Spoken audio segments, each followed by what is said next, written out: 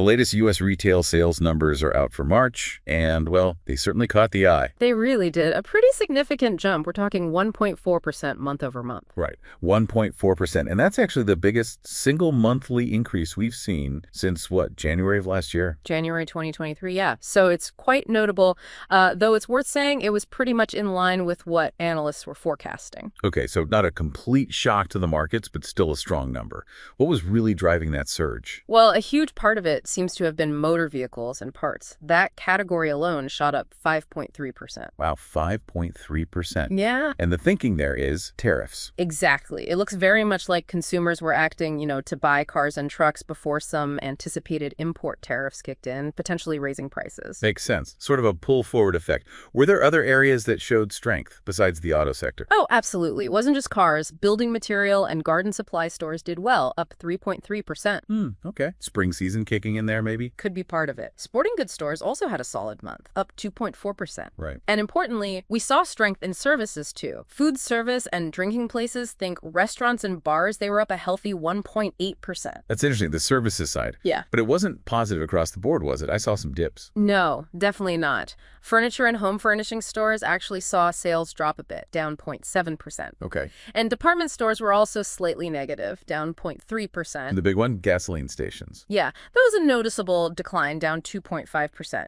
But that seems pretty clearly linked to falling fuel prices in March rather than people driving less. Right, so price effect more than demand. Okay, so if we try to look past those more volatile bits, like cars and gas, what does the picture look like? That's a good way to look at it. So retail sales, excluding autos and gas stations, they were actually up 0.8%, and that was better than many expected. Better than expected there.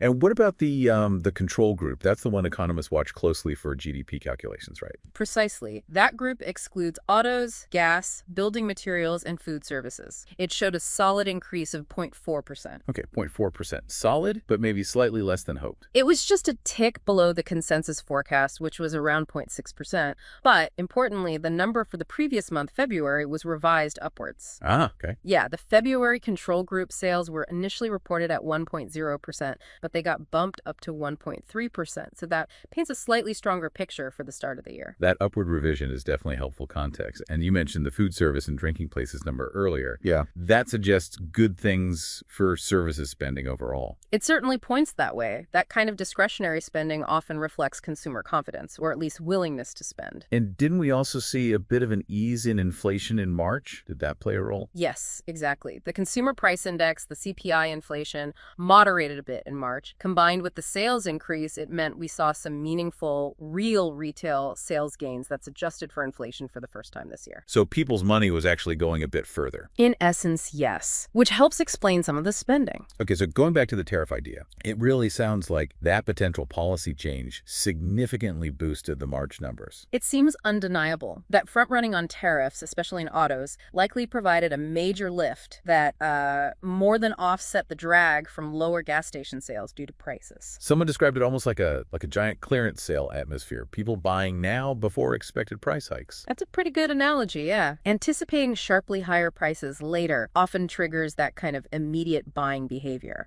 It's interesting, though, because you often hear about consumer sentiment surveys showing pessimism, maybe worries about the economy or those very tariffs. Right, there's often a disconnect. Yeah, but the actual spending data here seems to tell a bit of a different story, doesn't it? People might say they're worried, but they're still opening their wallets. That's a key point. The hard data of actual sales was strong, even if some soft data like sentiment surveys showed concern. People's actions didn't fully mirror their stated worries, at least not in March. But the big question then is, can this last? Is this level of spending sustainable? That is the question, really. There are definite concerns and expectations that we'll see a bit of a drop-off, particularly in retail and auto sales, moving into the second quarter. As those tariffs actually take effect, perhaps. Exactly. And also because of that pull-forward effect we talked about, if people bought cars in March that they might have otherwise bought in April or May, then those later months will naturally look weaker. Sales were borrowed from the future in a way. Precisely. So sustainability is a real question mark. What are other groups saying? I know the National Retail Federation, the NRF, keeps a close eye on this. They do. And their take was interesting. They acknowledged the March growth, naturally,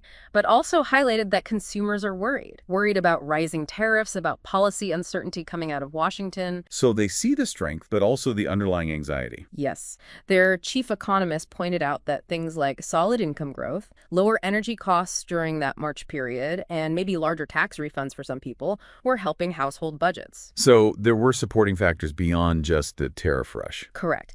And the NRF has its own way of calculating core retail sales. They exclude auto dealers, gas stations, and restaurants. Okay, a slightly different measure than the control group. Right. And by their measure, core sales were up 0.6% month over month in March and up 3.4% compared to March of last year. And are they forecasting ahead? They are. For the full year 2025 compared to 2024, they're forecasting growth in their core retail sales definition of somewhere between 2.7% and 3.7%. Still positive growth expected then. Did they have any data on that stockpiling idea? They did, actually. They mentioned a survey they commissioned back in March, which found that almost half of consumers, 46%, said they were stocking up on certain items specifically because they were worried about tariff-related price increases. Wow, nearly half. That really reinforces the tariff impact story. It really does. And just to cover all bases, the official Census Bureau numbers, they confirm the overall 1.4% monthly jump, right? Yes, their report showed the 1.4% month over month and also a 4.6% increase compared to March of the previous year. So strong year-over-year growth, too. Any notable year-over-year figures from them? They highlighted motor vehicle and parts dealers being up a substantial 8.8% compared to the year before. And non-store retailers, think online shopping, were up 4.8% year-over-year. Okay, so underneath all this tariff noise and monthly fluctuation, what's fundamentally propping up consumer spending? Is it still jobs and income? That seems to be the bedrock, yes. The job market, while maybe showing some cooling signs, remains relatively solid, and incomes have been rising. Those are crucial supports for spending. But we still see that unevenness across sectors, right? Absolutely. As we discussed, gas stations, department stores, pretty sluggish, but then you have restaurants and bars doing quite well. That strength in restaurants and bars, what does that signal, do you think? People still willing to spend on experiences, on discretionary things? I think that's a fair interpretation. It suggests consumers haven't completely pulled back on non-essential spending, and some analysts definitely look at that strength as a counterpoint to the really gloomy consumer sentiment figures. It suggests spending power might be holding up better than the surveys imply. Interesting. Did the markets react much when this data came out? Not dramatically, actually. It was somewhat muted. We saw stock futures dip just slightly, and Treasury yields ticked up a little bit, but no major swings. The number was strong, but largely expected, and the tariff caveat was well understood. So looking ahead, despite the cautious sentiment, maybe there's still some near-term reason for optimism in certain consumer areas, like autos, maybe home improvement, if building supplies held up. Potentially, yes. The near-term outlook for some consumer discretionary sectors might still look okay, even with those broader concerns about sustainability and sentiment. It's a complex picture. It really is. So just to wrap up then, a big headline jump in March retail sales, heavily driven by people buying cars ahead of potential tariffs. Right. That seems to be the main story for the month's surge. But there was also some genuine underlying strength in other areas, like building supplies, sporting goods, and especially restaurants and bars. Correct. It wasn't just autos, even though they were the standout. And the upward revision to February helped too. Yet, major questions remain about whether this pace can continue, especially with tariffs potentially kicking in and that pull-forward effect likely reversing. Sustainability is the key concern going into the second quarter and beyond. It really highlights how much things like policy announcements or even just the anticipation of policy changes can ripple through the economy and directly influence when and how people spend their money. Creates these temporary booms, maybe, but potentially sets up for slowdowns later. A fascinating example of that dynamic in action. Absolutely. Well, this has been really insightful. If you, our listeners, found this breakdown helpful, please do take a moment to like this recording and subscribe for more analyses like this. Indeed. Thanks for tuning in. Thank you for joining us today.